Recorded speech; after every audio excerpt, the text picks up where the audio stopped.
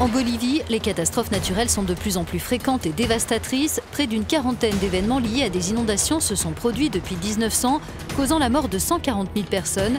3 millions d'habitants ont été touchés.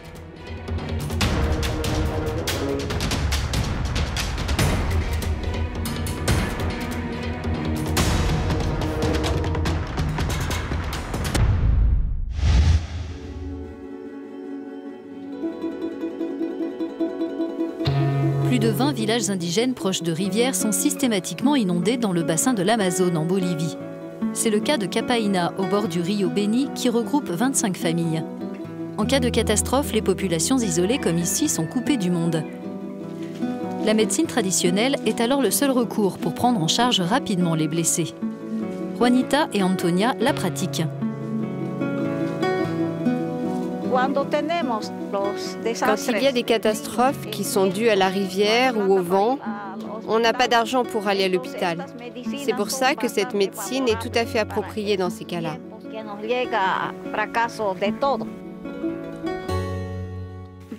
J'ai appris ce que je sais sur les plantes quand j'étais enfant. J'allais dans la jungle avec ma grand-mère et je regardais quelle écorce elle prenait pour la faire bouillir par la suite.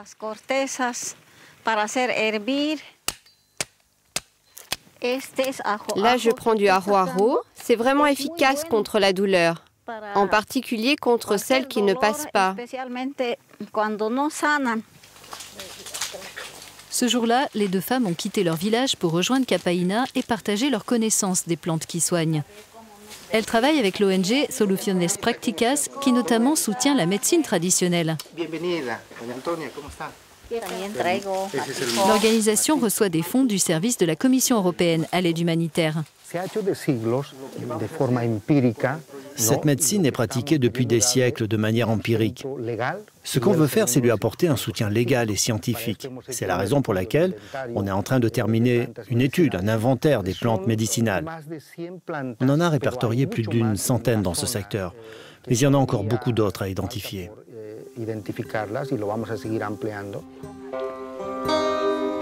La législation bolivienne reconnaît déjà le rôle de la médecine traditionnelle.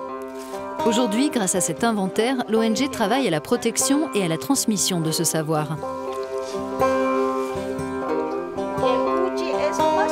Dans une nouvelle phase de son projet, elle compte multiplier les échanges comme celui-ci entre Juanita, Antonia et la praticienne du village de Capaina.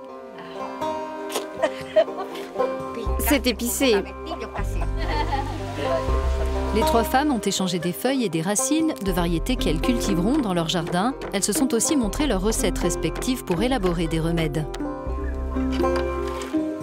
Ce soutien à la médecine traditionnelle fait partie d'un projet plus vaste financé par l'Union européenne qui vise à renforcer les capacités des groupes indigènes à faire face aux catastrophes naturelles.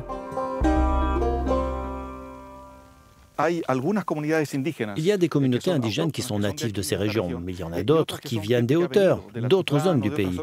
Il est important que ce savoir soit accessible aux nouveaux arrivants. Mais pourquoi soutenir ces pratiques? En quoi sont-elles menacées? Avec la déforestation, il faut toujours aller plus loin pour trouver des plantes médicinales. Le projet a donc encouragé la pratique de la cueillette de plantes et de graines dans la forêt pour qu'elles soient plantées près des habitations, pour qu'en cas d'urgence, on n'ait pas besoin d'aller dans la jungle pour s'en procurer. L'un des objectifs de ce projet, encourager la transmission des connaissances des praticiens aux nouvelles générations, mais aussi faire sortir leur médecine de la jungle. Illustration au marché de Rurrenabaque. La petite ville de Rurrenabaque est à 20 minutes de bateau de Capaina. Les deux praticiennes vont y vendre leurs remèdes au marché hebdomadaire.